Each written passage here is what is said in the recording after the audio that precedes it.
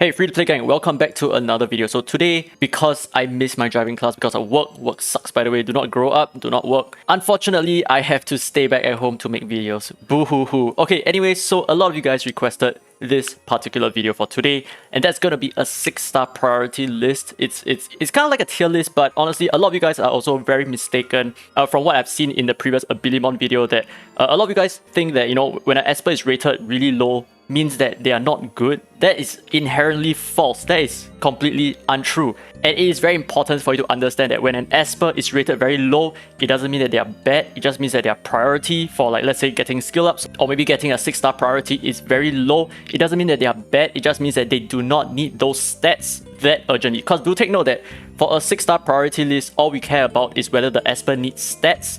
And this is very general, but you can actually just summarize it into, if you're a DPS Esper, you probably need more stats because that's where your damage comes from most of the time, right? Or if you're a support Esper, you may not necessarily need a lot of stats because you can have a lot of HP that will help you to survive, and that is good enough. And most of the time, supports work really well as a 5 stars. Okay, so without further ado, let's start immediately. So obviously S ranks are the Espers that deserves the 6-star very early on. Like basically when you start the game, if you have an S rank Esper over here, that is one of your Espers that you want to raise to 6 stars immediately or as soon as you can. However, Espers that are in B rank or below have lesser priority. Okay, so we're going to start with Baiduli, who cares, Bardon, who cares. Now Berenice is probably one of those few support Espers that has a very high priority in 6-starring because she actually gains a lot from being 6 stars because her HP becomes higher and therefore the shields that she can deploy becomes a little bit thicker as well.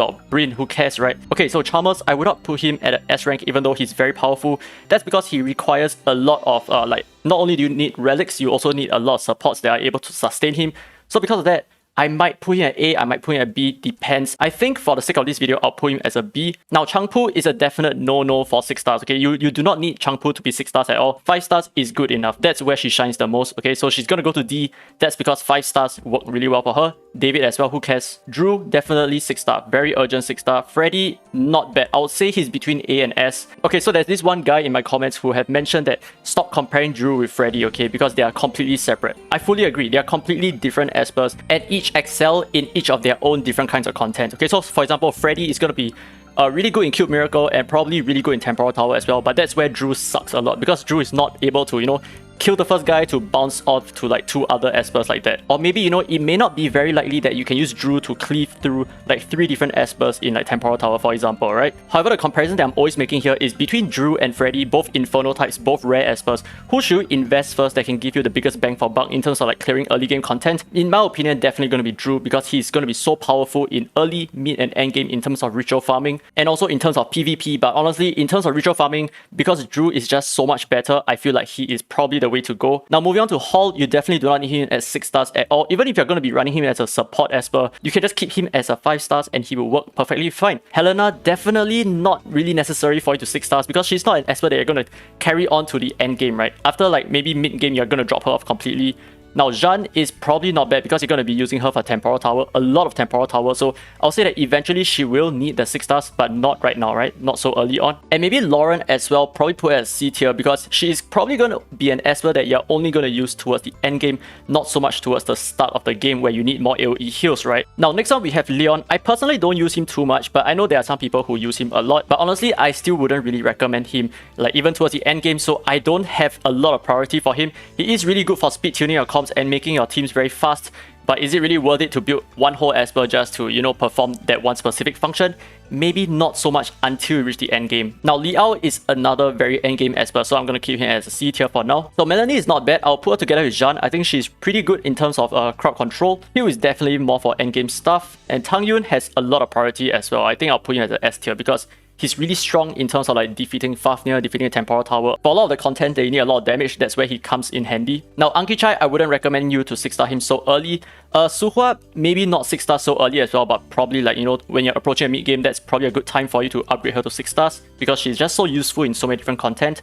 Zelmer, also more of like end game stuff. Alexa, I don't really recommend her at all. Now, Anesidora, I've shown that she can be used in Temporal Tower level 35 at just a 5 stars, right? So she's not that urgent. And Arcana is like really who cares. Anesidora, I think she's not bad as a 6 stars if you want her to survive a little bit more in like specific PvE content, but honestly not so important for PvP. So because of that, I'm just going to chuck her at B tier. Now, even though Bonnie is more for PvP as well, I feel like she has a lot more potential than Alexa, so definitely one of the choices that you might want to make. Now, as for Catherine, I don't really use her all that much. I do have her, I don't even use her for Fafnir, I don't even use her for PvP at all. I use Jin Yu Yao instead, so because of that, I'm just going to chuck her at D tier. You can definitely put her high up in the tier list if you want to. I just feel like she does not have so much use right now. Now, Celine is probably not one of the better support experts in the game, so I wouldn't value her that much. Chloe is a definite S tier, dude. Chloe is so strong, so powerful, and Dahlia has a lot of utility in the game. She's versatile, she's used in a lot of different places, but the thing is she does not really necessarily need all those stats, right? So I'm just going to chuck her at A tier because you know, eventually you want to prioritize her for a little bit more HP for PvP, for example. Joser is more for endgame stuff. Now, Ira, easy B tier. Fabrice as well, easy B tier. You don't necessarily need him to be 6 stars so urgently. Now, Falcon has more of a niche use, so I think he's more of like a toy that you want to play with when you're approaching the endgame, not so much at the start. Heng Yue is an easy choice for you to 6 stars. Now, Jacob is so powerful for a pet, right? But he's an absolute no-no in terms of 6 starring. I have not even 6 star him yet, and he works perfectly fine. You just need to make him super tanky, which is just like base off your relics, and that's good enough. He does not need the extra stat from being a 6 star. Now, Jiangman, depending on whether you're using her as a fodder farmer, if you're using her as a fodder farmer, maybe one of the earlier choices for 6 starring. So because of that, A tier. Okay, Kara, definitely no. Kaylee, probably not so urgent, right? There are better debuffers like Jeanne and Melanie. Now, Laura, oh my gosh, I can definitely start doing the epic tier list very soon. She is insane, dude. She is a must max. She is a must 6 stars ASAP as well. She is so strong, dude. Now, Lin Xiao is an easy S tier for me. She is so powerful, so strong. That extra bit of stat is gonna push her so far ahead. Now, Longmian, like the rest of the CC experts over here, there is not a very strong priority for you to raise him up to 6 stars so soon. Only when you can probably attempt like Temporal Tower, then you might want to need that little bit of HP. And I'm also going to chuck Louis alongside with Chalmers at the B tier because I feel like he's more for either Fafnir or speed tuning your comps. That's where he becomes more relevant. So he's definitely not one of the experts that is crucial at the start. Now, Loyan, like I've shown you before, he does not need the 6 stars to be powerful. He just needs to throw his 3rd skill once and he is good. Now, Lin is like basically a don't build in my opinion because like I've run so many different teams for Fafnir that does not require Lin, and I can't even see how she's going to make my team comp a little bit faster, so I don't even think she's going to be that viable for Fafnir even at the end game, like when you have so many other options, right?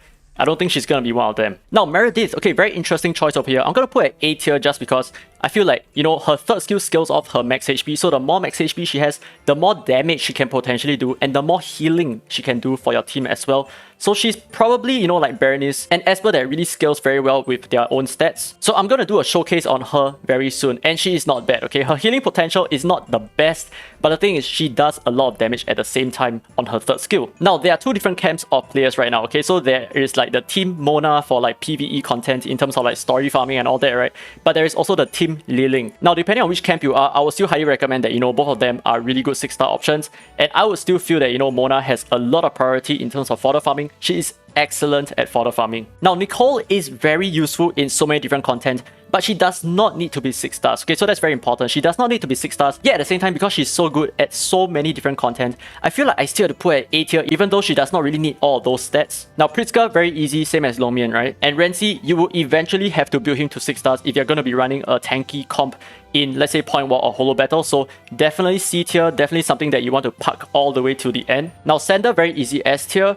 And Stewart as well, I think he's going to be quite potent. Okay, so I'm currently recording this before Stewart is released.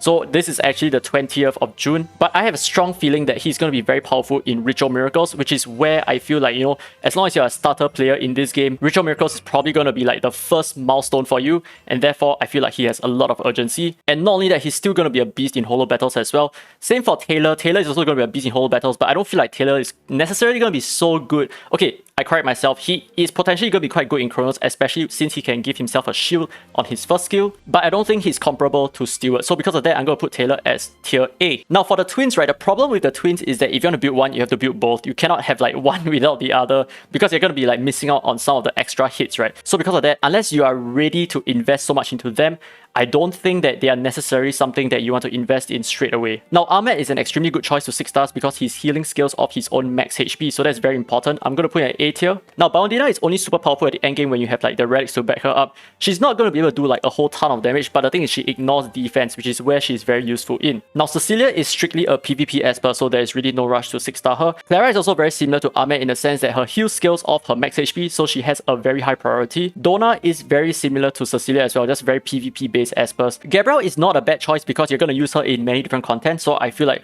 her being as a 6 stars is going to be quite valuable. Hyde is very similar to Donna in the sense that they're all just PvP espers, right? Similarly for Jin Yu Yao, very PvP based esper. Now Louis is such a strong esper for the early game, for the mid game as well, in terms of like just ritual farming and like content clearing and all that, cube miracle farming as well. He's excellent over there. Liling is an easy S tier dude, so good at so many different content. Now as for Lucas, I would like to put him at B tier alongside the rest of the debuffer espers, but there are two reasons why I do not want to do so at the same time. Okay, so because number one, he is clearly a lot better than the other debuffers. He is very versatile, he's useful in many different content, so because of his wide utility, I feel like he don't deserve a B tier. And secondly, now that you have already beaten Spatial Tower, I feel like you are starting to push towards more PvP centric content, and as such, I would feel that he being a 6 stars can benefit you a lot, so because of that, I'm gonna have to put him at A tier. Now, if you have a Nama, you can completely forget about using him if he is not 6 stars, so because of that, I might just have to put him at S tier just because he needs it so badly. But honestly, I would put him at A tier just because you may not necessarily use him so early on. Unless you're doing stuff like story clearing, then probably, right? So I'm just going to put him at S tier so that I don't offend anyone, okay? Now next you have Ollie. This is honestly not an urgent choice at all, okay? Because he works really well as a 5 stars if you're going to be building him as a tanky support. So because of that, I'm going to put him at B tier. Now Raven is a one-trick pony in PvP and in a lot of the PvE content that you use her in. She just basically needs to get her S3 off once and then she's done, right? So because of that, maybe C tier as well. I still feel like she's better as a PvP esper. Now Sally is one of the espers that I'll highly recommend you to make 6 stars ASAP, because as long as she's alive, she's going to be able to upkeep her 3rd skill, which is very important in making sure that the rest of your team stays alive. She is like the wall of your castle, okay? Okay, we can't see the bottom anymore, and the next one we have Sienna. I'm going to put her at C tier only because I feel like she truly excels in PvP. In terms of like PvE, her cooldowns are way too long, and therefore you're not necessarily going to want to build her so soon as well. You do not have the skill lots for her to make her good, so because of that, I think C tier works really well for her. Now Tang Xuan, with the upcoming buff, I think he can be quite strong as a DPS esper, especially for temporal tower or like spatial tower clearing. And he can also probably be a very good farmer, so that's something that I'll be testing out as well. So because of that, I think an easy S tier. Now Teva is going to be one of those espers that you do not want to build yet, okay? You want to wait for like a certain patch update details in the future to see whether they buff him up a little bit before you even consider building him. And then we have Tia as well. She's really good in PvP and probably quite decent in like spatial and temporal tower, so B tier. Tricky is extremely endgame, dude. And finally, Unas. Okay, so Unas is really good in a lot of different content, but he does not need the 6 stars so urgently. I'm just going to put him at A tier. So that's about it. This is the list of all the espers we have in the game right now in terms of where I will place them on the priority list for being a 6 star esper. Now that does not mean that if you luck out on a specific esper, like let's say you got an Ollie or a Tia, that does not mean that you should not be raising them to 6 stars at the start. That depends on what are your goals at this current point in time. Maybe you're more interested in PvP, maybe you're more interested in PvE, who knows, maybe you might want to build them just because you like them. So all of this is just strictly my own opinion. Take it with a grain of salt if you will. But hopefully this video was helpful for you. If it was, don't forget to leave a thumbs up, it really helps the channel, and subscribe for more Dislyte content. Now this has been Daddy Free to Play, and I'll see you as always in the next video.